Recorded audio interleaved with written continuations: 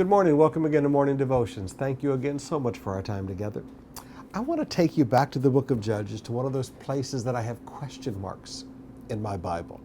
And you'll understand as I read this passage. I'm sure you've read it, but like most of us, you just went over it so quickly. Judges chapter 18, beginning with verse 29. The Danites rebuilt the city and settled there. They named it Dan after their forefather Dan, who was born to Israel, though the city used to be called Laish. There the Danites set up for themselves idols. They set up idols. They didn't want to go worship God at Shiloh, where the Ark of the Covenant was and where the tabernacle in the wilderness had been established. They set up for themselves idols in Laish. And Jonathan, son of Gershom, the son of Moses, and his sons were priests for the tribe of Dan until the time of the captivity of the land. They continued to use the idols Micah had made all the time the house of God was at Shiloh. Now that is a big question mark. The grandson of Moses and the great-grandchildren of Moses were false priests for one tribe of Israel, in one city of Israel.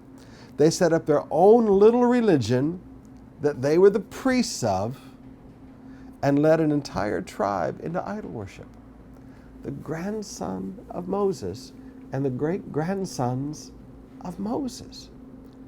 And you look at this and you go, how could someone coming from Moses, knowing the story of the golden calf, knowing the story of the smashed tablets, knowing the stories that they would have grown up with in their family heritage, they would have known Moses. Knowing all of this, that young grandson of Moses, as he grew up, turned to idolatry because he wanted to be in front of people. And I put a big question mark in my Bible and say, how could this be? Now there's a principle you have to learn here, brothers and sisters. Family heritage does not give credibility. Family heritage means nothing. I come from the Sumrall family. There are Sumralls that are very godly people, but there are Sumralls that are very ungodly people. Just because you have the family name doesn't mean that they are the same character of person. And it's something that you and I need to remember in life. Because sometimes we look at somebody and we know their family and we know the character of their family and we forget. Every generation has to make their own decision to serve God. So my point today, why?